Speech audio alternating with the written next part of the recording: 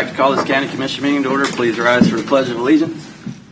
I pledge allegiance to the flag of the United States of America and to the republic for which it stands, one nation, under God, indivisible, with liberty and justice for all.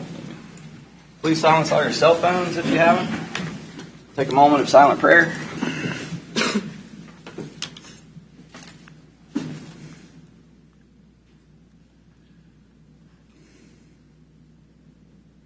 Thank you. This morning I'll start the roll call with Commissioner Vicki Cos. Here. Commissioner Mike Smith. Here. Commissioner Jeff Culverson's here. Commissioner Doug Smith. Here. Commissioner Mike Stevens. Here. All present and accounted for. I don't have anybody signed up for public comment this morning. If anybody in the room has public comment, seeing none, we'll move on to administrative business. Any of the commissioners have anything for administrative business? I have one thing to bring up. At the Port Authority meeting yesterday, there was a discussion regarding our appointment to the Port Authority, so I think we probably need to begin to open that up or figure out how we want to fill that position. Okay. Good point. Is that something that needs to go on the agenda? Is that something that needs to go on the agenda probably? Commissioners, I guess that depends on how you intend to fill that spot. If you want to recruit for it, then yes, we need to have, not necessarily on agenda, but I do need direction to put out advertising and whatnot. If you intend, if you have somebody in mind already, then I guess you can just proceed with that. It just all depends on how you all want to proceed. Is it staff again? I think Bill would be an excellent. Well, I'd like to see somebody, a staff or an elected official or somebody, step in that role, try to, so we have a better understanding of each other. I always thought a county commissioner could step into that and be the middle person for that and have an acting role, but that's just my opinion on it. But at least, as Commissioner Coss says, at least have staff on it. Or are you volunteering? I'm volunteering you. Well, okay. Well, I just would like to see, like Bill. It was the person that I had thought. Bill, would you like to be voluntold to do that? He's been so active for the transportation portion of. Well, and he's been on the Port Authority meetings because every time I'm there, he's doing a lot. He's there online. He's on a lot of stuff. Serving and reports to all of the organizations, and he's not saying no. Well, one thing I will say about this is we have a lot of work to do as far as we had our meeting with the little, was it called a commission or committee where we met on economic development, and then we moved ahead with hiring Tom Cole. I think we're kind of dissatisfied with how the results of that were. I think we have we probably have a work session due on economic development to decide what the route forward is for the commission and for the role that we want to have. So we probably need to have some conversation about this before we just make an appointment. right. No, I was just saying. I agree. Just in thinking about it, Yeah, that we was won't kind do of it. who We're not going to do it today. came to my mind Yeah. as far as consideration. If we were going to do a staff appointment, that I think that would be. Well, I think Bill would be great, but I also think a commission member would be good too.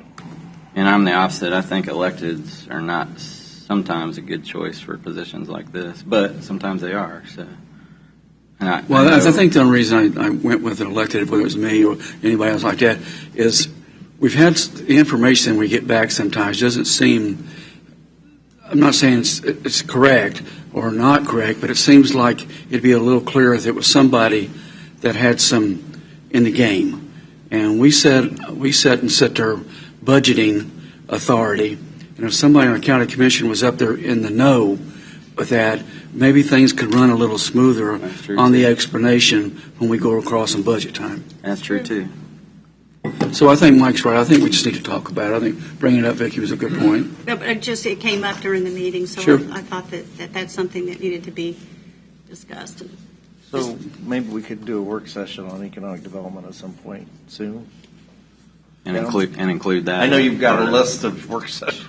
Well, no, and I think that the Port Authority would like to, at some point before too long, to be put on a work session or on an agenda to kind of discuss where they're headed, So maybe and they trying should to be figure out included. how do they get some sustained funding or whatever. So all of that might kind of fit in together really well. Yeah, I To agree. get a steady revenue stream, it's going to have to Right. go on the ballot more likely. That's where I'm at. I think that's what yesterday during the meeting, that came up during the meeting and was discussed. So I think but they were also discussing that they'd kind of like to try to meet with us and have that conversation, so. And that's why I thought it about used to it. be, too. That's why I thought about a county commissioner being on it, because county commissioner could drive and be part of that, making changes on both sides of it, to maybe there is something we can get the funding back that Doug has talked about, have something come back there and be in place in that instead of having a staff and having the pressure put on them. Bottom line, I think it's just I think Mike's right. I appreciate Vicki bringing it up. I think we just need to have a good long talk and make sure we're going in the right direction. You want to set up a work session on economic development, and then we'll include that in the conversation more? He's got it. Okay. And I didn't mean that the ballot is the only way to raise that money. I mean, it can I know. It can be, bring in a business, they get the tax We've talked for about so that. many years. There's all kinds of That's options. why I We say just kind need of- to nail something down. Yeah. And I'd like to know the history on why that went away, because it used to be that way. There was a designated mill levy set aside specifically for that, and then I it think it was just 3 Yeah, months. Went away. There used to be 3 mills extra for just road construction, road improvement. Yeah. And that went away. yeah. Just Cut, like cut, there cut, was cut, cut, cut. $250,000 in the public works to build a car wash. That went away one time. Yep. Okay. Yeah. All in years they lowered the mill levy. We'll put that on a work session then. Anybody else have anything for I administrative? can go on and on about this. Mr. Lothar, you have anything this morning for that? Okay. Well, So I wanted to go over, just repeat sort of what we talked about last week. So the bill's in the room here, but I thought it bared, after looking at it again, it bared repeating what we talked about last night, the amount of grants that we've received in the Public Works Department. 62 awarded through Public Works applications, $62 million.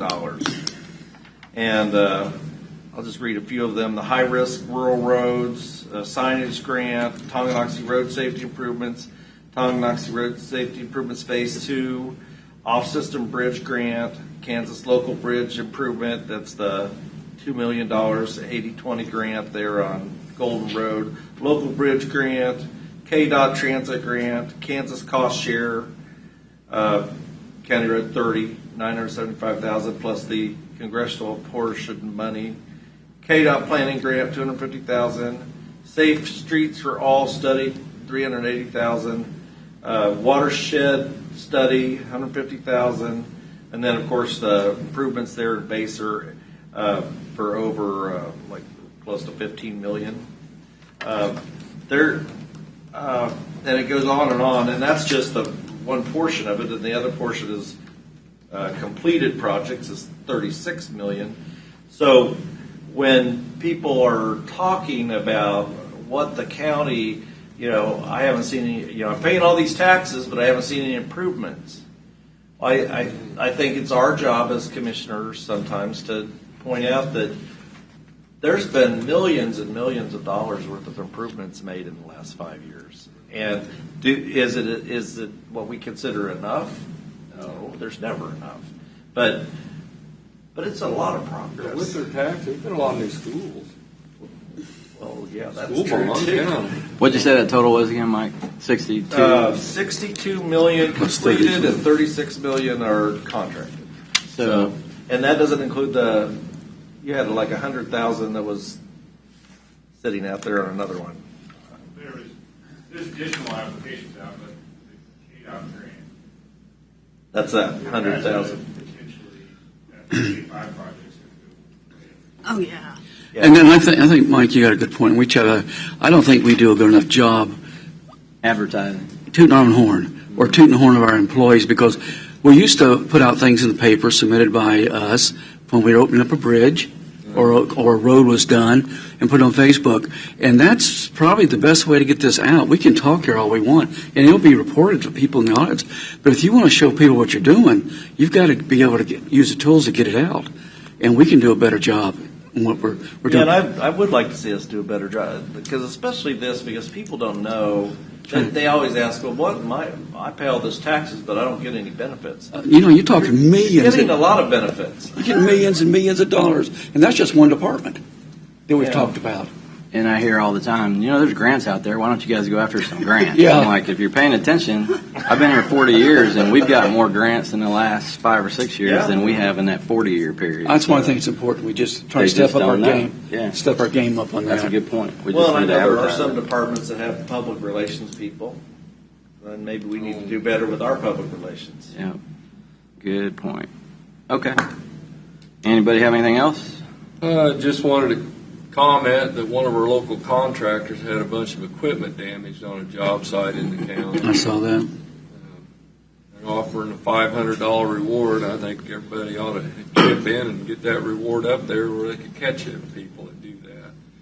This is a huge expense to this contractor. Yeah, I saw the equipment. It's horrible. It's kind of a hate crime. It's ridiculous. That's the way I think it should be looked at. It's too bad the times we're in.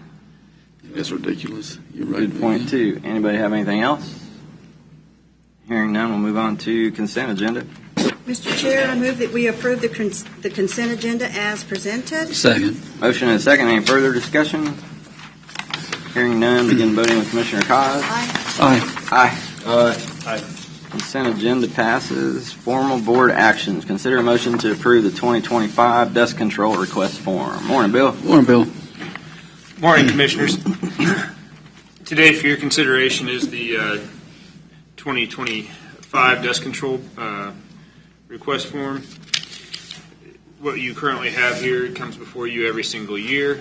We do adjust the costs and try to keep in line with some of the inflation values throughout the county. This cost has increased approximately 30% over the past 5 years.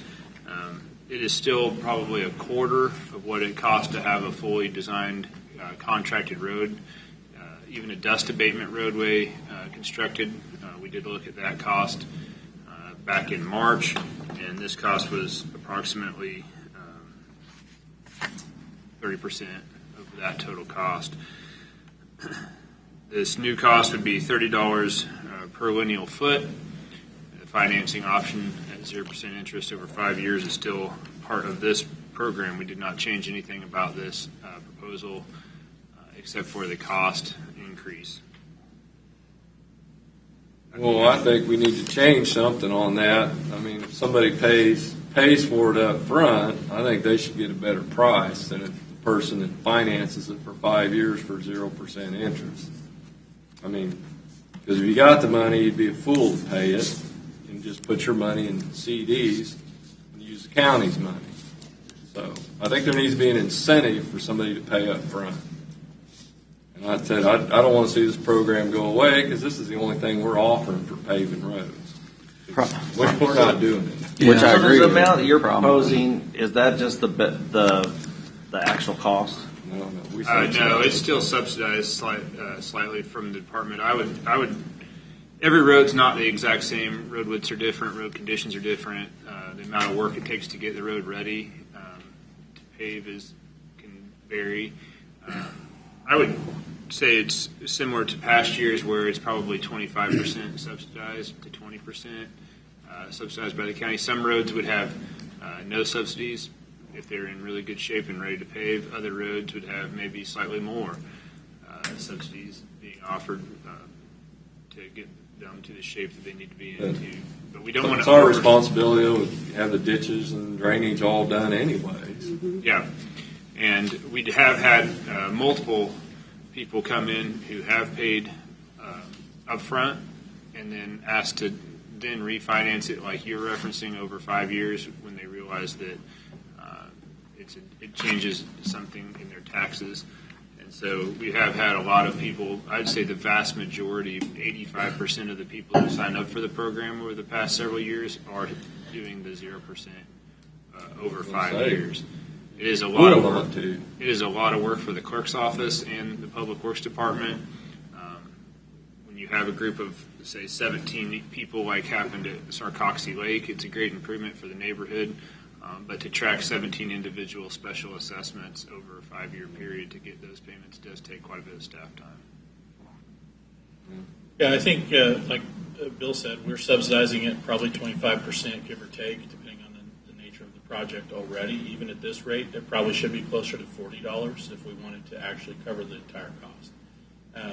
If we wanted to start charging interest, I would say maybe it might make more sense to do an administrative fee on those who do finance versus an interest charge, because then you have to compound the interest and apply it annually. Whereas if we just did maybe like an administrative charge, maybe it's $500 per application if you finance it, or something. I'm just throwing a number out. I haven't. That's still cheap. Yeah, maybe it should you can make more than that on your money. Yeah.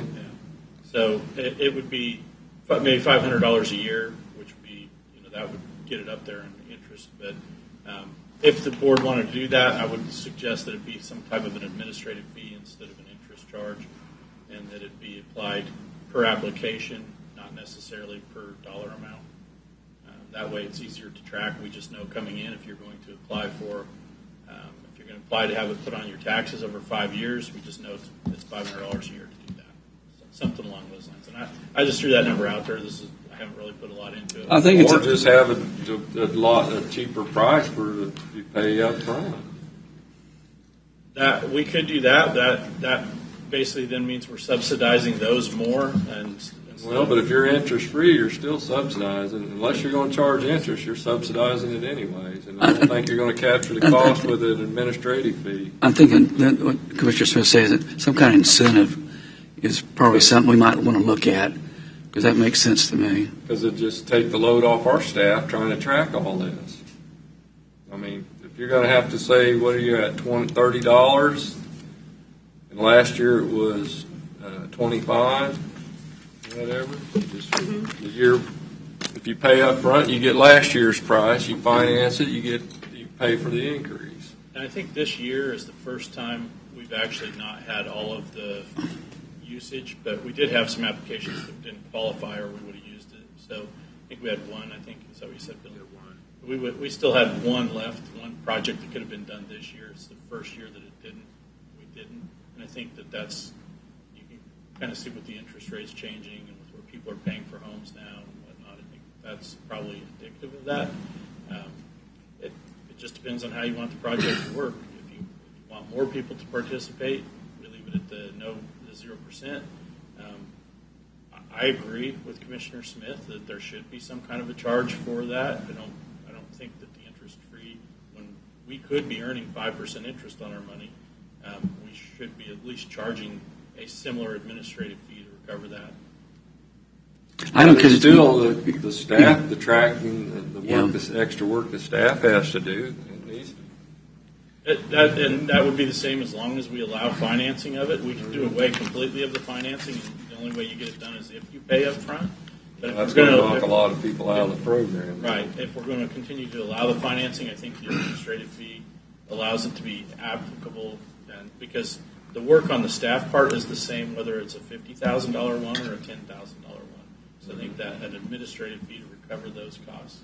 I think it's something we should look at least talk about again. Did we typically, how many miles are we paving, and how many miles did we do last year? I would say typically we are approximately right at or just under 2 miles. I don't have the numbers here in front of me today, but it varies. You can do anywhere. We do a certain number of locations every year, but also it's limited by between 300. It has to be at least 300 feet long and can be up to a half mile or 2,640 feet long.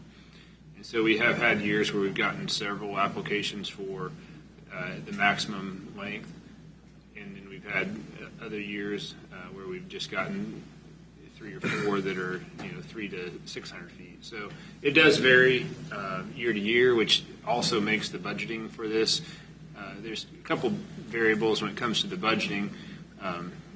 We don't know how many people are going to use the 0% interest for 5 years, and we don't know what lengths of roadway people are going to choose to sign up for. And so we do have a line item that almost every year goes in the red to cover the cost of this upfront cost. We've taken kind of an average, but it seems that with the increasing cost of materials and the usage of this program, that line item is almost always in the red at the end of the year. But it is a variable amount that we do need to budget for this. I think we're at 100 and I want to say we're at 115,000 in next year's budget is what's set aside for this program because we have to pay for it up front and then over the 5-year period we do get reimbursed. So the goal of the program, I guess, is so we get more hard surface out in the county. Is that the goal of the program? I'd say the goal of the program is to allow a person that quality of life improvement more than. I don't know that we're necessarily looking to, in our current budgetary levels, pave a whole bunch of additional roadways through a dust control program because if they are connected, as your program was in the years past, if you're connected to a hard surface roadway, it is the perpetual maintenance responsibility of the county to continue to keep that at that hard surface standard and do all the patching and chip and seal for that roadway, which we do know is more expensive. So I don't know. I would say it's more of a service that you're offering the public for quality of life if they want it and want to do away with dust, then necessarily we're looking to complete the 350 miles of remaining gravel road as dust control program roadways. In cities, they do benefit districts when you're building a subdivision. Right. You set a benefit district, and the people who live on the road pay for the road to be as nice as it is. This is kind of like a benefit district in that after the fact, you live on a gravel road, you don't like the dust, you have an opportunity through this program. These folks could not go out and find a contractor to come in and do 300 feet of pavement for what we're charging. Right. If we charge the $40, there's no way they can get a contractor. First, just the mobilization on that many projects which is why we limit it as well. But they just couldn't do it. So it's a program that we offer that I think it's a really good program. Like I said, in the past, it's always been utilized, except for this year's the first time we didn't have full utilization since we implemented it. And that's just a sign of the economy. I think people's money is a lot tighter. So, but I suspect it'll still be popular going forward. And it could. And we encourage, we support the project. We just need to get direction on what we want to charge this year. And if you want to charge an administrative fee, we might need to. Maybe it's not ready to be approved today. Maybe we need to bring it back for a little more discussion for the board. But You're wanting a 6%, over 6% increase. So if you paid up front, you didn't have to pay that percentage. That'd be about the same as your money in the bank. Yeah, I That's the believe incentive. Last year was around $28.11 per lineal foot of roadway, and this year it's $30, which was a 6.7% increase in cost. Asphalt material that we're purchasing hasn't gone up a huge percent. I think it's maybe up 2%, but then salaries have gone up 2%, and machinery. The machinery cost really is what we're subsidizing the most of because it's gone up 100%. And next year we are purchasing a new paver. It's depreciated out, so I believe a new paver is like $450,000. So the cost of the machinery and insurance and everything else that goes into it, 6.7% is not maybe even if you start to count all that machinery, you could probably jump that in a little bit higher. But it's hard to quantify those numbers. How many miles do we allow to do a year? 3 is the maximum. We have 6 locations, and they can be up to a half mile. So the absolute most we would do is 3 miles per year. But I would say we're averaging under 2. Most of them aren't. There's a few out there that I think we did maybe 2 this year that were close to a half mile or right at a half mile. But most of them are at that quarter mile length. You know, I wouldn't want to make this thing too complicated. I was just thinking, after hearing what Commissioner Smith said, it's a benefit to pay up front, and it'd be a benefit for the person and not get tacked on any kind of fee. So that's what I was basically looking at. So I don't want to make this something that goes away, or I don't want to make it too complicated. But I think if you're paying up front, there should be some kind of benefit to it. Well, and what people will probably do is just go borrow the money, so they're going to pay interest to the bank up front. So that's what I'm saying.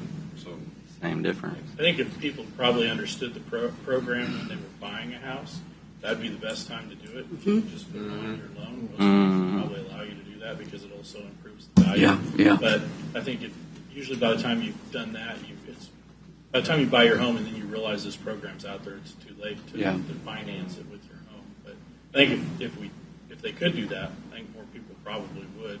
But some of these roads have got a large traffic count too.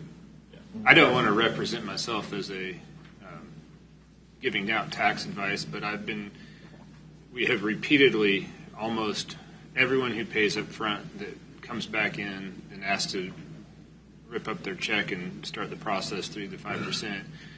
I don't know the exact tax implications of the program, but apparently it is tax deductible when it comes through your yearly statement as a special tax, and if you pay for it up front as a road improvement, according to the developers who've done it or some of the property owners in the new developments, they do not qualify for tax deduction if they just write it out. You don't get rich on tax deductions either, though. No, but we've had at least 4 different property owners who written a check and then checked with their accountant and then came back the next day and asked to have their check back. Well, they probably told them the county's offering interest-free money. I said, what's wrong with If you can leave your money in the bank and make 5% on a CD versus give it to us, why wouldn't you make the 5%? Which is your point, Commissioner, and why, if we're going to do something, it should probably be similar to what they'd have to pay on interest, just to motivate them to pay up front. But what we could do is maybe this isn't ready to be approved today. We can bring back some options as far as an incentive to pay up front. We can do a couple different scenarios and bring it back. This program's just not for people who have dusty roads. I mean, it helps the county too. If you got a gravel road that's got 400 cars a day on it, and somebody comes in and pays, I mean, we need to be paving that road anyway. But we don't have the funds. Yeah. But when people are help paying for it, we can get it done. I mean, let's face it, we've done talked about County Road 30 long, and it's going to take the contractor to do it, and I haven't seen any pavement there yet. So. Mike, do you have something? So we'll just, this is a relatively small program, so it's not that big of a concern, but I think when we're looking at our budgets, and we've been doing these budgets over the years, you have to realize how it fits into the fact that we are subsidizing this. And throughout our budget, that's something we're cutting back on. So how much do we think true costs should be met, and how much do we think the subsidy should be? And when you're talking about giving an additional break, you're talking about an additional subsidy from the county. So I just think we need to give it some good thought. No, it's the only program we offer, though. I'm just saying that we've cut back on a lot of things. Yeah. Bring it back. Let's talk about some more. We'll get a couple of different scenarios ran out, and then we'll also do one where it shows like 100%, where we're not subsidizing it all, so the board can see what that looks like. Yeah. Do we need to vote to table this, or just don't approve it? It's not there's no reason that we can just bring it back up. That's what we'll do. Thanks, Bill. Thank you, Bill. Presentation and discussion items, quarterly reports. First up, I've got solid waste. Good morning. Good morning, Tammy. Good morning, Tammy. First of all, happy Boss's Day to you all and Mark. Thank you. I want to thank you for your trust and support of the transfer station. Diana Bryant from Mark did a tour last week, and she said she appreciates everything we do, and we have such a smooth operation, and is impressed with our county officials and the support you show, because the other places she visited, she has not seen that. So, you guys rock. Nice to hear. We don't get that very often. Would you repeat that one more time? I know. That's how you get a gold star. You can say anything you want now. She was very impressed. So. Good. You've worked hard on it. Yeah. Our customer count and tonnage is around the same this quarter as last year's quarter this same time. KDHE is due for our annual inspection anytime, so we're just watching for them. All of our 24-hour hazardous waste certifications have been completed, and now we're just following up on our yearly refreshers. Kudos to Aaron. He did a great job on getting our millings smooth so that the drive is not as horrible to drive on. So we'll probably be calling you again in January. And he coordinated our inbound scale pad. The concrete was cracking and pushing into our scale, and WH Scale recommended getting it repaired before winter, before all the ice and stuff was added to it and causing incorrect weights.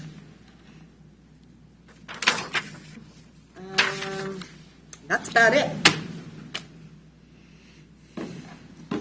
Anybody have any questions for Tammy? No?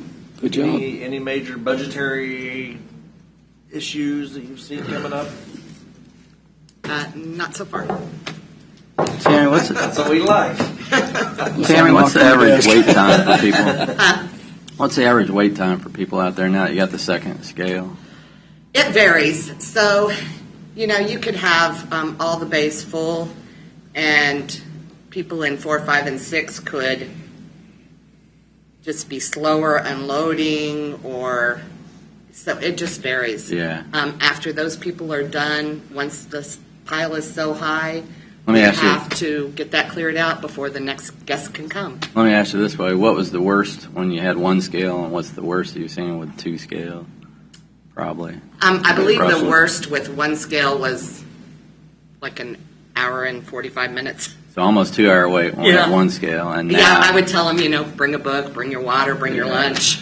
And- If they called and asked how long the line was. yeah, and now we don't see anything like that. No, Yeah. no. Now, we still have lines because we have over 200 customers through there Yeah, on any given day. but not even an hour now. No, not to my knowledge. Yeah. Does it back up like out to Gilman or something? Or is it that far?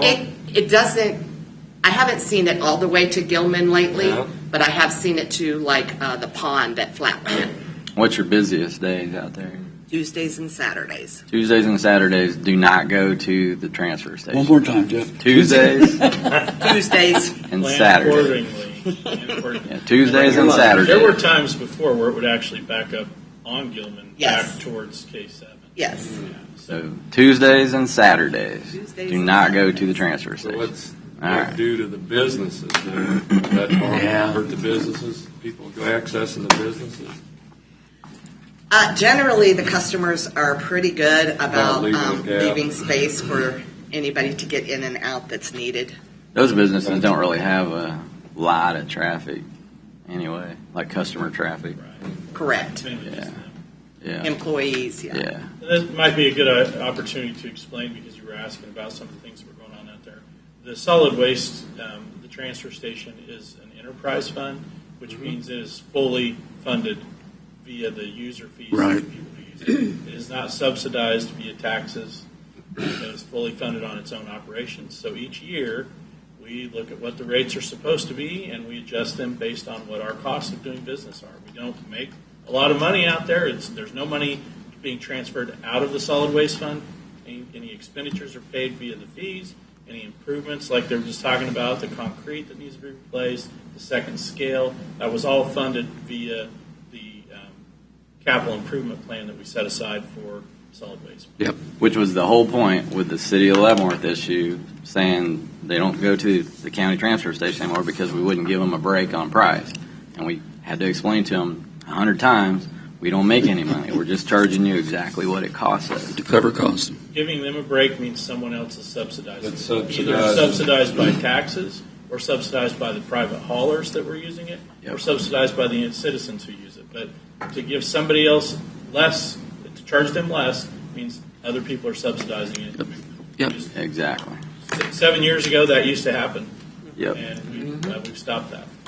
Yep. So on the capital improvement plan that you have, I know we had capital improvement plan for this building too, and do we have any large items that maybe we don't have covered under the capital improvement plan that we're overlooking?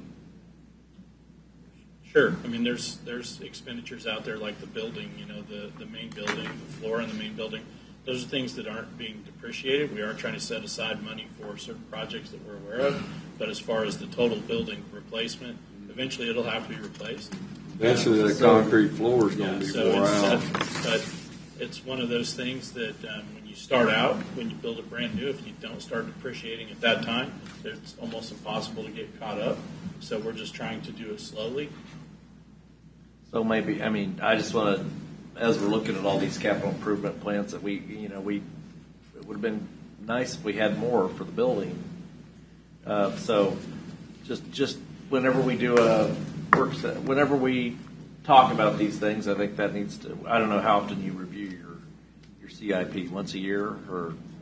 Well, we kind of review it throughout the year. Yeah. But again, because when the building was built, they didn't start setting aside money to replace it, so we will never get caught up on something like that. Well, and that building A was not built. It was bought. Pre-existing. Yeah. So It used to be a judging building for Special Olympics. And so I think it was Debbie McGrill went out to Colorado and bought it. And they were like stacked up on top of each other, which was a big improvement from what they had back then. Yeah. But we work towards that. We look at it each year, and if we ever would have to do a full replacement at that time, then we would put it on a replacement schedule so that we could stay ahead of it. But trying to get caught up after the fact, it's more likely we'll just have to do debt when that time comes. I was going to say, it's almost a sales tax to fund that. Yeah. Well, those are just things I think we need to be looking at more that I personally didn't look at as close the first few years here. Anybody have any else for Tammy? Good job. We got to continue. Thank you, Tammy. Thank you. Thanks, Tammy. Next up, we have buildings and grounds. Happy birthday. Thanks, sir. Good morning, Commission. Morning, Aaron. You were talking about the transfer station. We work closely with them. Like she had talked about her roadway. She had purchased millings. We went out there, graded it down, turned it over, rolled it in with their roller, and then scaled house one, as well as hard surface ideas and things like that. We've been working with admin as well as the transfer station, Tammy, on capital improvement projects that will involve buildings and grounds for years to come, and trying to plan those out as accordingly. Transfer station, we'll just start there on mine. We did some clearing out there. We leveled out her roads. She was getting some pretty bad potholes. We did mowing and then the concrete replacement on the inbound scale. Along with concrete replacement, I'm going to bounce down to the Justice Center. The Sally Port was pretty beat up from years of stuff. We borrowed equipment from Public Works and cutouts and replaced in-house large sections of concrete over there so that we could use our funds that are in capital improvement towards boilers later on in the 25 year. Had two chiller motors go out on the large chiller and one on the small multi-zone. Those got replaced, and we're waiting on the small chiller to replace. I am working on making sure that I have replacement motors. Those things are about $1,200 to $1,500 a piece. Making sure that I have a replacement backup so that we don't ever have an outage. No. Large chiller has 12 fan motors on it. The smaller one has 3. Sewer districts, the continual grinder pump issues out at Highcrest, as well as making sure our lift stations and that are taken care of, working closely with noxious weeds on them staying up on our waterborne spraying so that we keep duckweed back away from our lagoons so that way they turn over properly and do their job so that we don't have a buildup of sludge or an excess buildup of sludge. EMS stations, we did replacement on concrete on EMS Station 1. They had some large potholes out front from scaling from ice treatment, and took care of that. we had some warranty work on carpet that we had replaced out at the health department. That was all completed. They had some areas where it was popping up, and we took care of it under warranty at zero cost for us. Cushing, we did a full tower clean on the chiller, which we're looking at shutting down and switching back over to heat shortly. The multi-stack unit, we're planning on replacing the heat exchanger on the multi-stack that was previously damaged before we took over on P1, and we have been working on getting that as a replacement. Bouncing back to the Justice Center, I apologize. We have a heat exchanger at the Justice Center on the boilers that went bad that we are going to convert to a three-way valve so that when we change out those boilers to a more efficient one, we won't need the heat exchanger. So we're going to change that preemptively and then work towards saving on piping and that when we replace the boilers. Boilers. What's that? Where are you at with that replacement project? We have specs for it, and we're going to release an RFP for it at the beginning of 25. You're currently looking at about a 20-week wait time on boilers. I've been working well with Lippert, our HVAC mechanical company. They feel much more strongly about our boilers that we have over there, and we have tuned those so that they feel comfortable, and then putting out specs on new boilers over there. We shouldn't, knock on wood, have issues this winter. Courthouse. We have Friday afternoon at about 5:30. We received the bid documents for Phase 1, which is the roof replacement of the courthouse. Legal, Misty, and I went through it. Had a Zoom meeting yesterday. Made the apparent changes that we saw that were needed. They plan on kicking back to us full documents for review on the 18th. We plan to have those finished up Monday and release that for bid through Drexel on the Tuesday, the 22nd, which puts that bid opening date at November 19th.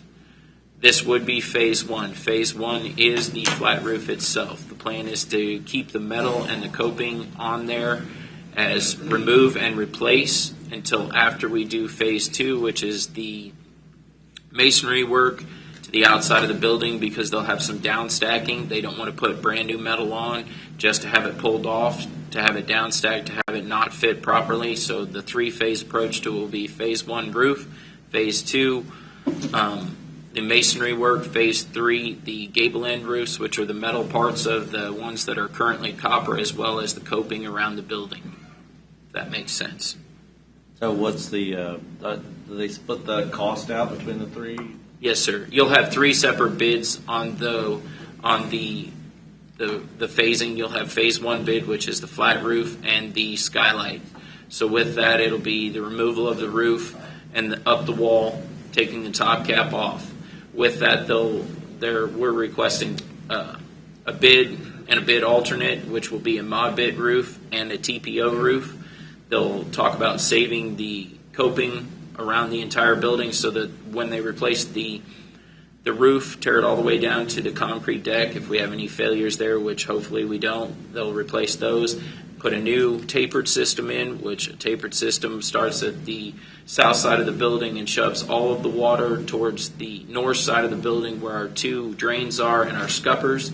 Those will replace the full tapered system and then the roof, and then replace the coping back to it, and you'll have a 20-year warranty on the roof that they're talking about replacing. Both of the products that you're looking at, a mod bit roof and a TPO, both carry a 20-year warranty, sir.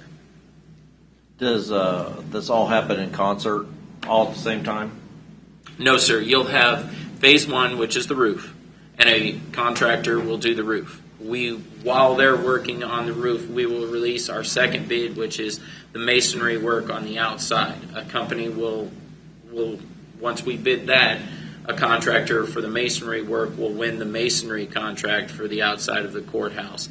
And once the roof is complete, the masonry will come in and start working on the outside of the roof.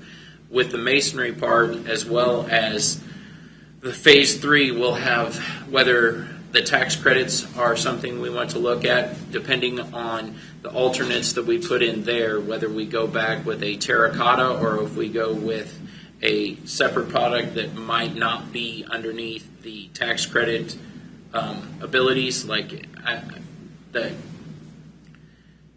If we go back completely historical, you'll apply for the tax credits. If there are items that the tax credits don't fall under, you won't receive the tax credits. It'll be a balance of what the bids come in at between the full tax credit one and then the alternate, and then how much you would receive in tax credits.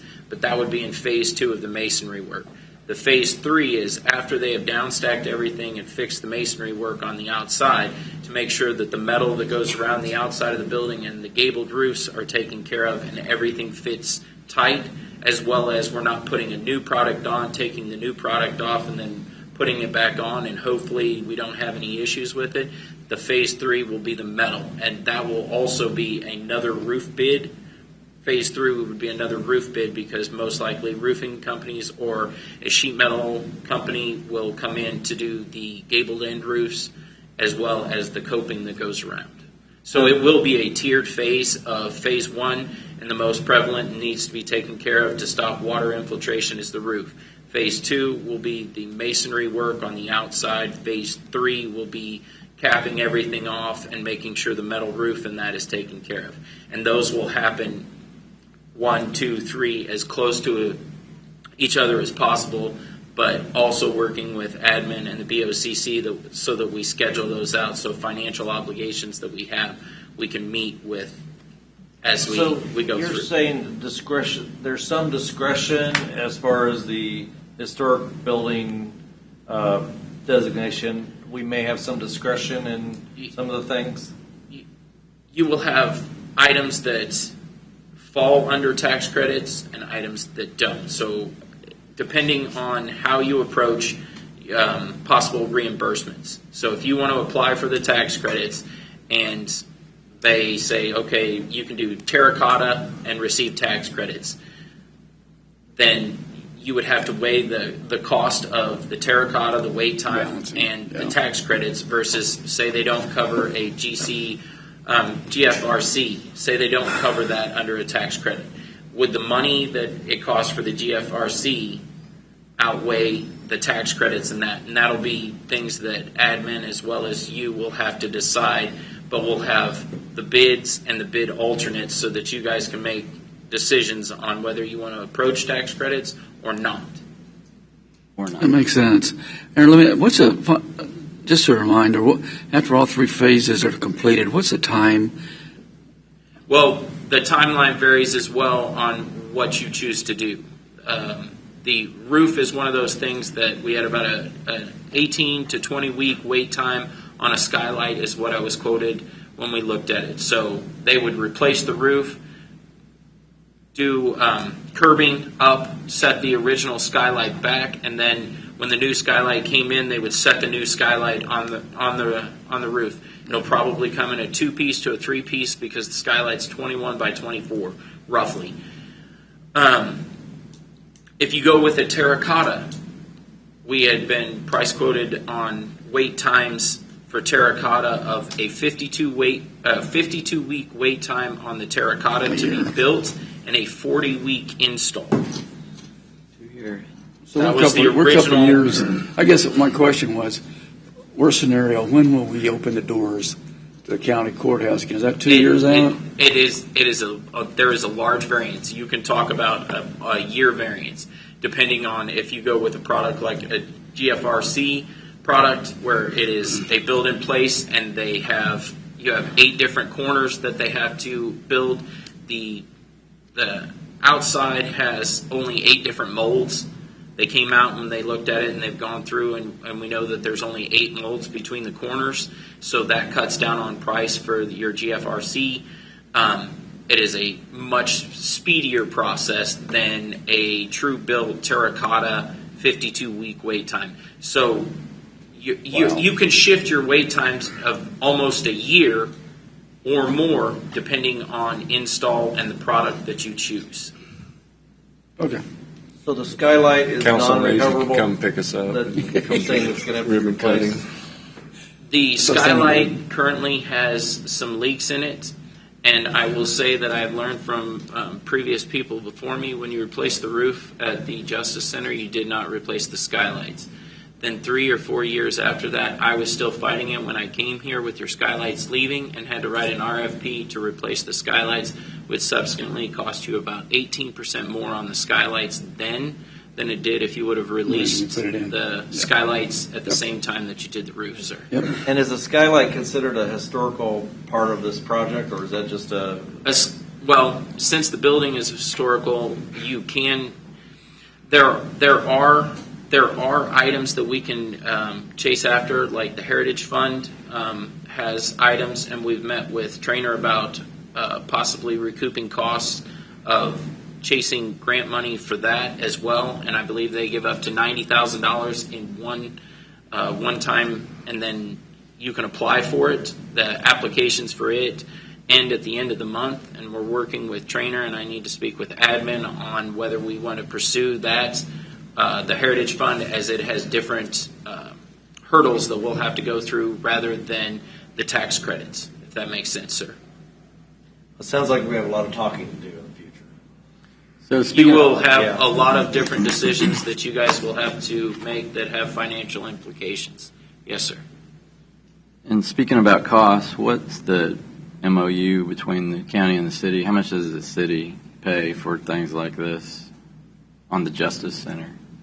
Is there? It varies based on the type of project and then the percentage of their occupancy. We're calculating that right now because people have moved over there, so the city has a little more space than they used to. But it's all based on the so if they're 30% of the occupancy over there, they pay 30% of the bill on something like that.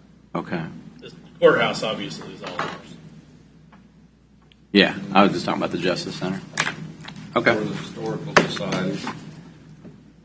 Anything else Done a lot of work on this. on that one? Thank you, Aaron. Anything All right. else? Thank you, Aaron. Very Guys, have a good day. Thank you. happy birthday again. Yeah. Next up, we got community corrections. Good morning. Well, thank you for being patient and waiting for an additional week. I don't think any of y'all wanted me to be in the same room sharing your air last week. So. We're fine with that. But we did miss you. Yeah. Well, I missed you all too, and I did get a little sad this morning because I realized the next time I give a quarterly meeting, some of you won't be here in January, so I'm a little sad about that. But happy Bosses Day while y'all are still my bosses and Mark's bosses, and it has been a pleasure for the two of you that are leaving just to serve this board the last 4 years. I know y'all talk about being competitive and making sure you stay competitive with wages, but also it is the people that you serve that make public safety worth it. So, and just government work, Yep, thank you. being here, I can go to any community or state or federal position to work in public safety as a government employee, but I have really enjoyed being here and have no intentions of leaving, even though some of y'all are. That's what I wanted to hear. That's what I wanted to hear. So, thank you. Let's hope I don't want to not. scare the other Let's- three. I'm not going anywhere. Let's hope it never doesn't nothing changes. Yeah. So, for my Q1 report, there's one addition that's not on here. Last Wednesday afternoon, we were notified we did get the Rolling Hills grant. I saw that. It's great. So that's $499,996. And that puts my year-to-date total on grant awards at $1.195 million, and just the optional grants that are really helping move along and drive free programs for mental health and provide resources between mental health, the sheriff's office, the general public, and it really will improve the roads and pathways and just the infrastructure of getting between services so that no one is lost and spending more time deteriorating in the jail or becoming a risk to the public or court professionals while they're in custody or appearing before the court. So.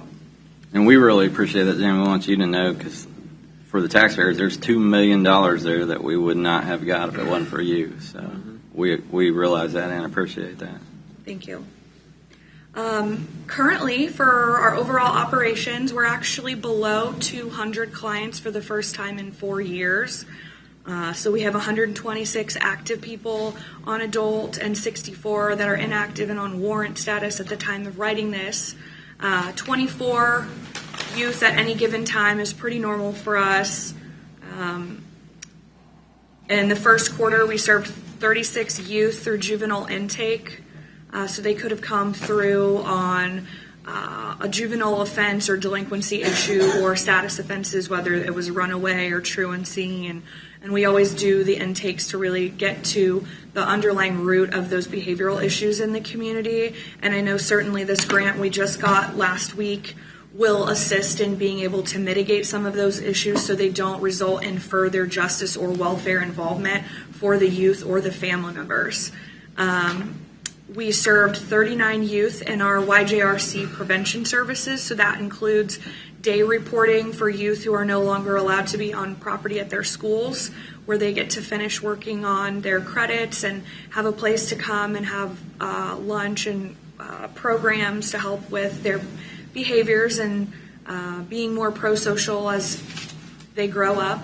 And that includes, of course, our truancy, anger management, vaping courses, and parenting classes as well. In the first quarter, we did close 32 adult cases and 5 juvenile cases. We only had 1 unsuccessful juvenile probation closeout, and then we had 9 successful adults. And even some of our returned cases were still successful.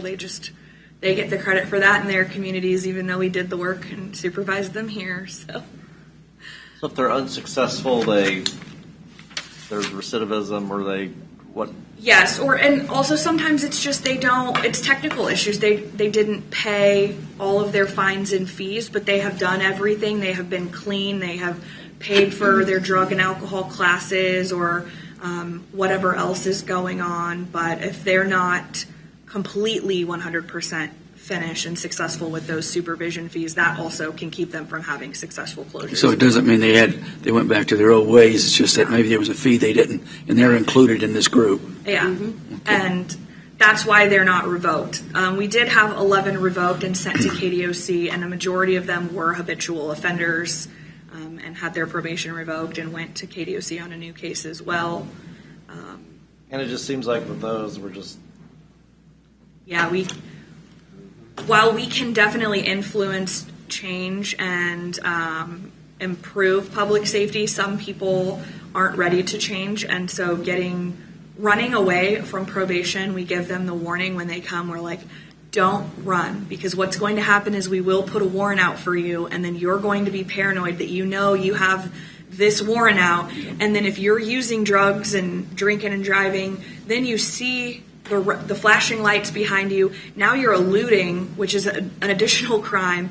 And then oftentimes these people who are struggling with addiction and they go on the run, they will get picked up with new possession or paraphernalia offenses as well. So it's a spiral. Mm-hmm. Yeah, they'd rather just fail their UA and have an and then opportunity just come to address in. that. And we can give them up to 60 days to clean up in jail and then have the guidance center come in and figure out if there's also underlying mental health issues, because oftentimes you can teach people how to be clean and sober, but the second something stressful happens that you and I might, talk to our spouses or go play golf or whatever it is that's a pro-social way to reduce your stress, they don't... Playing a lot more golf recently. But they don't have those skills that are built in where it's like, okay, call your friend, call your golfing buddy, schedule a tea time. I'm going to go and call my dealer. And if we don't teach them how to deal with their underlying mental health issues, which might lead to anxiety and depression or paranoia, and then that, spiral thinking, the ruminating and catastrophic thinking, because oftentimes they spiral well before they actually, go back and use drugs. So it is a process when you start to see that relapse in thinking before they go back to using drugs. But like you said, it's a spiral, and we're like, please don't do that. No matter how bad it is, just come and talk to us, and we'll deal with that behavior, and we'll hold you accountable. And you might get a weekend in jail, or you might get 60 days in jail, but We'll work around your work schedule. We'll get you with wraparound services, and that's been really helpful. Our people are leaving the jail and have an opportunity to go straight to treatment, or have an opportunity they already have set up their case management team with the guidance center. And we're getting a lot of positive feedback from family members of individuals who get caught in the justice system as well. And I think between the grants that we're receiving to put new positions into place to really work as liaisons between our systems and the community resources and treatment partners is really going to help improve public safety, because recidivism really only happens when there's a breakdown between our justice system, which is law enforcement, courts, and corrections, and treatment providers who can treat the whether it's physical, mental health, or behavioral addiction issues, and then also can, and then our community resource partners, people at Interfaith Shelter, people at Catholic Charities, people, at the Salvation Army, and all of the nonprofits in this community have been really helpful. So Jamie, just real quick, one, I want to point out, we did this for the Solid Waste Fund, but a majority of Jamie's funding comes through state and federal grants, direct funding, or the other grants, the additional grants that she goes out and applies for. So there is a smaller percentage that comes from the county, but for the most part, her funding is outside. And so when she's talking about quarter one, this is her first quarter, but for everybody else, it's their third quarter. She runs on a state budget cycle, and that's why I just want to point that out if somebody's asking why is this her first quarter. Right. The other thing is the folks that they're dealing with, it's called community corrections for a reason. These people would be in the detention facility somewhere if not for community corrections. So the courts and through Jamie's staff are trying to get these people the help they need outside of a prison setting environment. Is that correct, Jamie? Yes, that's the community part of corrections. And a lot of these grants also help have so that law enforcement and families and school administrators have resources to reach out to us if there's something that is a behavioral issue, and we can refer them to programs and provide them with resources so that it cuts down that wait time. And then also, if law enforcement has access to some of the resources with mental health, whether it is telehealth tablets or crisis co-responders, and a jail liaison that can immediately get them to the person at the guidance center or look into records and see what they're dealing with when they respond to a scene, we can basically redirect that person to services that they need that are in the community instead of putting them in sheriff's jail. And then a lot of the times you see people with mental health issues, specifically PTSD and other anxiety and stress-related disorders, they're more likely to batter law enforcement. So it also makes our law enforcement safer and cuts down on any wait times for other resources where you're going to need law enforcement or EMS to respond. So. It seems like with the grants, well, I'm glad to see those again. Very proud of you, your group. With all the organizations and the grants coming in, it seems like we're going to be able to dig into that cycle. And there's not going to be if somebody wants to do something wrong, you're going to do it. But if you can get more people in that cycle where they go here, they get help here, go here, here, and here, then they don't have that time to go commit a crime or do something like that. The other thing is too, families are so important in this, and also, if you get out and you go through it, even though you may lecture them, if they go right back to the same environment, unless you have the things that you're presenting, I guarantee you're going to see those numbers go up. Right. We can't just look at individuals on probation as a tree. We have to look at their forest. Yeah. And if we can't change their forest, we have to build that tree up and get them the resources and tools where they can That's what you're doing. The ability to cope or avoid with risks in their community, or try to bring family members in so that they're looking at corrections differently, and we're being seen as people who are providing them abilities to deal with the things that would otherwise lead them to be a greater risk and increase your taxes, whether it's because there's more people and y'all are building more jails, or your insurance rates are going up because people have been stealing cars or whatever else is going on, and people can feel safer in their homes. Yep. And it's not just feeling safe from people, but also healing people and improving their well-being along with public safety. Mental health. So it does go hand in hand, and I'm hopeful. I know we get the municipalities Fights Addiction Fund, which has allowed us to establish adult programs, which they don't have KDOC grants for, but that's why I go after the Kansas Fights Addiction Fund grant. That's the last one that we have that's outstanding. I hope that is a positive grant. That would be $300,000, and that alone will give us a bunch of tablets to put with at fire stations and all 5 law enforcement agencies where they might not have a crisis co-responder like LVPD, but they can still get in touch with mobile crisis through specific tablets that are interfaced with the guidance center's server, because they are providing a health service and they need to have HIPAA and have the technology that people can't hack into it. Absolutely. So all of those things are definitely needed in this community, and I think you can see even in the past 4 years. Since I got here, we have been lingering around 230 people on probation between our inactives that are out on warrant and AWOL in the community, and then our actives. And we're down below 200. We're around 190 right now, and I think that is, a direct impact because of the services that we're seeing. Absolutely. We're seeing less people coming back, and we're really shortening the time between the revolving door. So it's not that people aren't ever committing crimes, but you're seeing the frequency in which they're coming back and the severity of crimes reduce. And that is, we can't work ourselves out of jobs. Criminal justice will always be here, whether the economy is good or bad. There's always a hit to us. But when you see resources in a community that can truly help people, instead of having that shame and guilt, like, well, I'm just going to go commit these quality of life crimes and steal from these places instead of just reaching out and asking for help. So we're also trying to change the stigma there. There are a lot of people in this community that do end up struggling from time to time, and we want to be there to direct them towards resources so they don't end up on probation and on a caseload.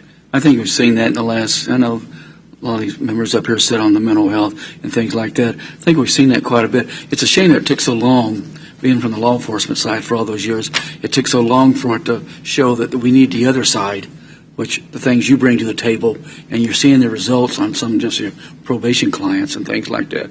So I want to give credit to Jamie for the work that she's done on the sequential intercept mapping, plus being voluntold that she was needed to serve on as the chair of the the advisory council for mental health. You have been volunteered. I like that. It's an incredible.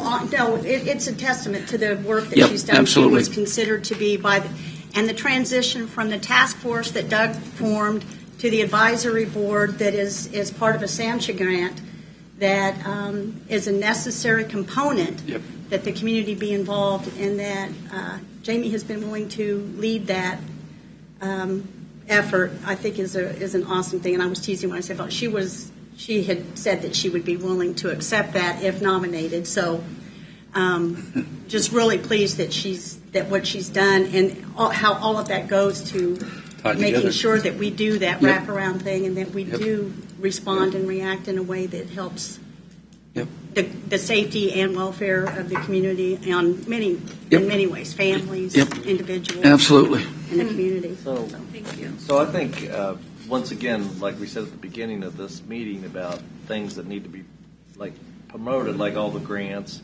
but this is also important. Yes. The numbers have come down. Yep. Yeah. And that needs to go out to the community. That these programs, a lot of times we say, well, these programs aren't working. Well, maybe we're getting some impact here, and we're seeing anecdotal numbers that are coming down. 3 dozen less people. That's a lot of people. That's a lot of individual lives. A question I have is, we have the Burrises in Lansing and dealt with fentanyl, and their son interacted to get the drug dealer through Snapchat. How often are we seeing these social media platforms being used for finding the drug dealer or identifying the drug dealer, or how often is that becoming a conduit for young people to get their drugs? Well, that is not a data point that I have, but I know that for myself, I have children, and I know specifically for crimes against children, 1 in 3 kids under the age of 10 that has a smartphone has already sent a lewd photo of themselves under the age of 10, 1 in 3. And when the county had supervisors do mental health first aid, Dr. Drew from the Guidance Center was talking about just how social media has had such an impact and how it is one of the biggest risk factors for youth today. And if you can wait until your kid is 14 to give them a smartphone, I'm not saying don't give them a Nokia brick phone or a flip phone so they can call you, because not everybody has a kitchen phone anymore, or give them a smartwatch, you can call there. But it is these Snapchats or other platforms where people can private message, and those messages go away, where you are seeing a lot of the crime occur with youth. And that is the biggest risk factor, is social media on youth and their mental health and their not just drug addiction, but you're looking at eating disorders, anxiety, depression, suicidality, early sexualization of these youth. And unfortunately, as parents, I think I'm a millennial, so I feel like I can say this. I see a lot of my peers as parents just giving their kids tablets, and they're not driving them to soccer every night because, we all work 40-hour weeks or salary and sometimes more than that. And it's hard to keep up. And I think the easy thing as parents is to give them a tablet, and you don't think it's risky because we're so ingrained in the early 90s, stranger danger stuff. But really, the biggest danger to our youth are phones and tablets and online games. Back in the day when you had to play video games and you had to invite Mike and Jeff over to play, not a big deal. Now you're talking to total strangers. Total strangers. Who knows who they are? Jeff cheated.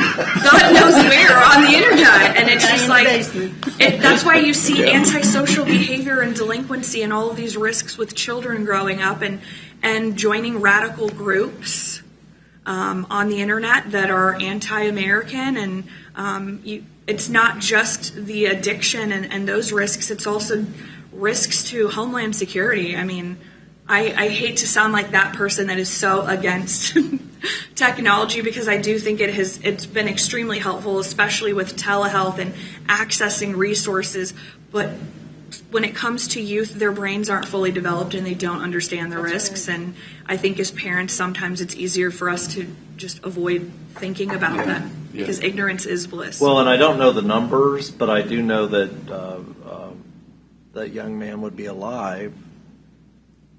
The Burris' son, Cruz, would be alive if it hadn't been for the conduit of social media through Snapchat.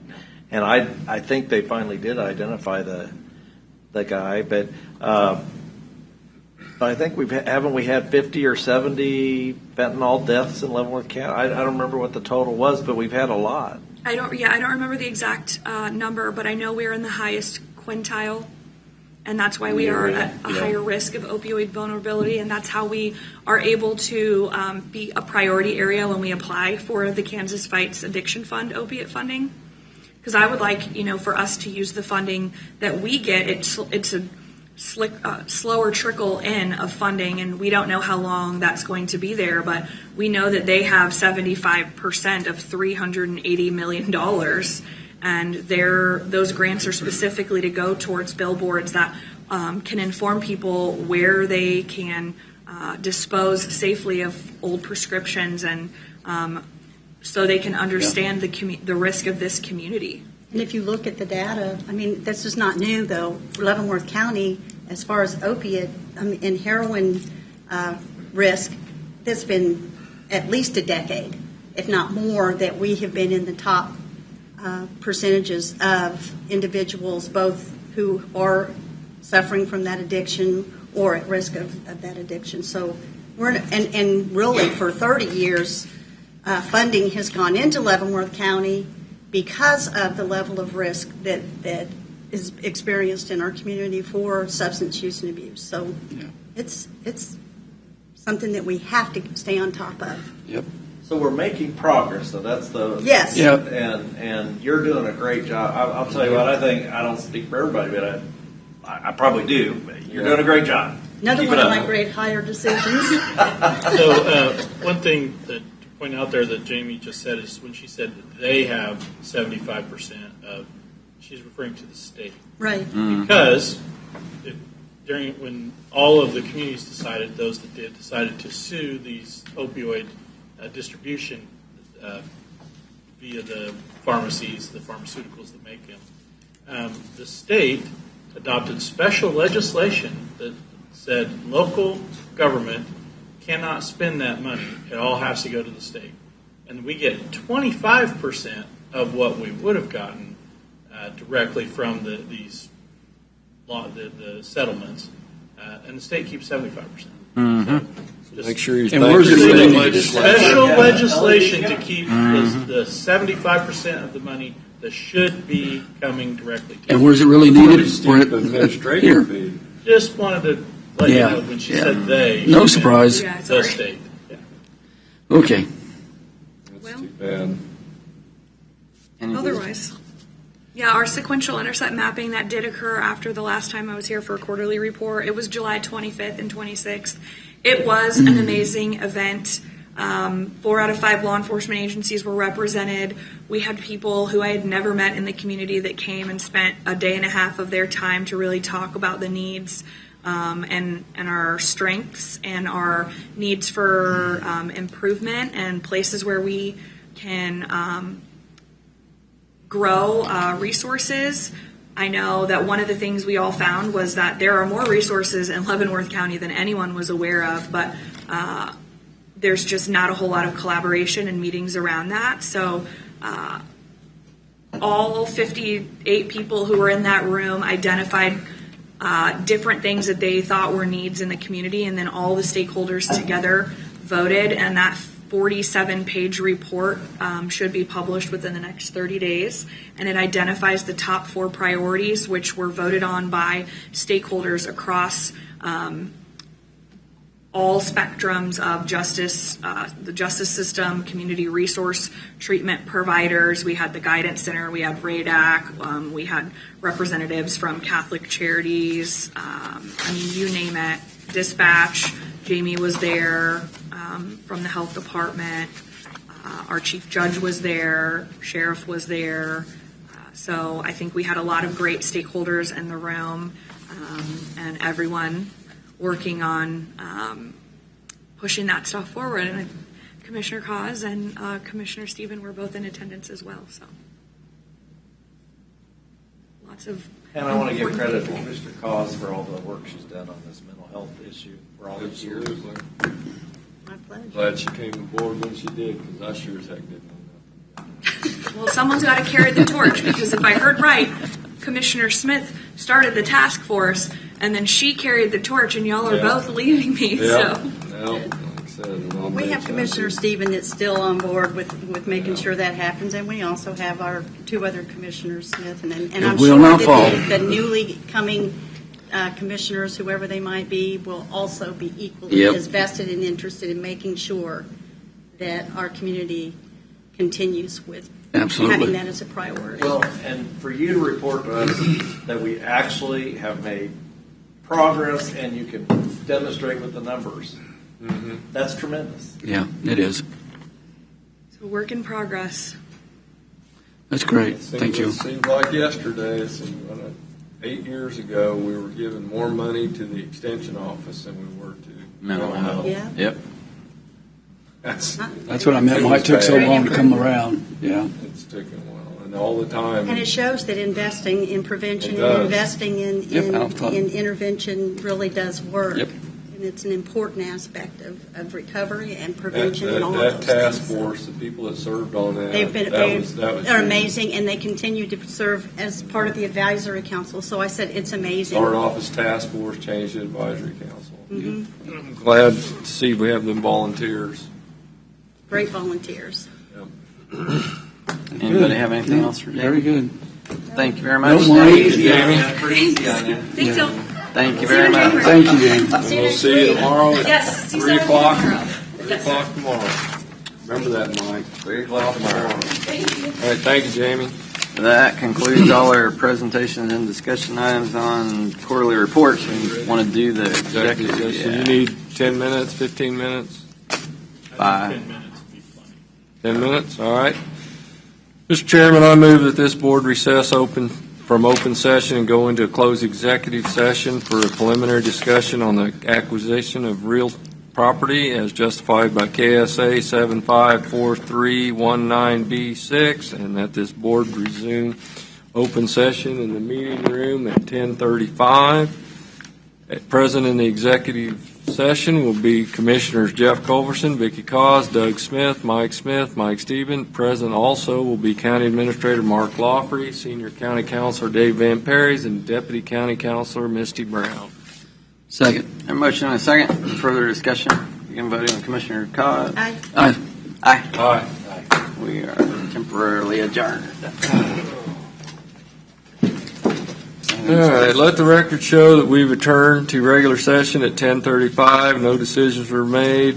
Discussion was limited to preliminary discussion on real acquisition of real property. We are back in session. We'll end up with our presentation discussion items from the board. Ms. Cos, do you have anything today? Yes, yesterday I attended the Port Authority meeting, or listened in, I should say, and we kind of discussed what was discussed there earlier today, and then I participated in the KCATA Finance Committee meeting yesterday. So that's it. That's good. Just a couple of things. Commissioner Stephen and I attended the economic conference down in Wichita. Brought back some information or a book they might want to look at. I gave Mark a copy too. Last two speakers were really good. I like the numbers to show how the housing market, and they break it down by counties, so it really helps out looking at that stuff, which Mike and I got to do. The other thing, this Saturday from 10 to 3, just a reminder, Lansing's Fall Festival over at St. Francis, or Angel Falls they call, from 10 to 3. A lot more vendors out there, a lot more things for the kids to do, so if you get a chance, stop by. That's all I have. All I have is I wanted to mention I'm putting together, the Chamber of Commerce asked me to give a presentation at their tax presentation they're going to do. I think it's on the 28th at the riverfront. We're going to have the cities present about their sales tax and budget items, and then they wanted somebody from the county too to talk about all the different taxes, including sales tax. And so I was going to put together something to kind of break down to people. A lot of people don't understand what tax goes where. Yeah, so I'm going to try to explain. Yep. Income tax goes here, sales tax goes here, property tax goes there. Yep. LAVGR goes out the window. I'm going to mention that too. So That's good. we're going to do that. Okay. I just had attended the Fairmount Township Fire Department's open house Saturday. Had a big crowd, large turnout, had a lot of stuff going on there. So, piggyback on this economic development conference was really interesting. We learned a lot. Learned about commercial, how important commercial is. Yeah. We're lacking in Leavenworth County. Yeah. You can really make up for your tax base if you get Yep. some commercial. And I kudos to all those that were able to get Hills Pet Nutrition and some that we basically the industrial park in Tonganoxie is nearly full. So kudos to our economic development folks for that. Another piece of it is the requirement that we have cheap electricity. And that's a problem because electricity prices have skyrocketed over the last 5 years. So when you're bringing in Panasonic plant or you're bringing in any kind of industry, you've got to have cheap electricity. What Not has just Andy. skyrocketed in the last And 5 years?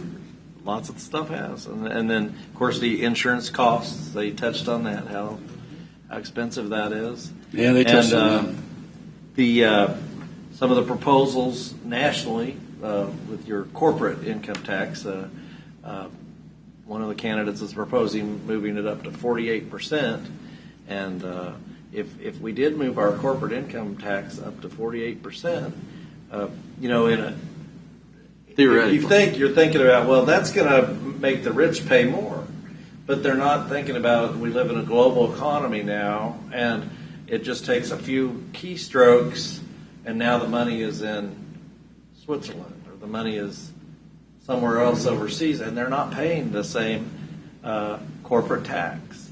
And we have to think about this. And if you want to bring that money back from overseas and get it here, you're going to have to lower that corporate tax and lure that money Make back. it worthwhile. Yeah. And I think if you want to reindustrialize the country, you got to think that about it. once before.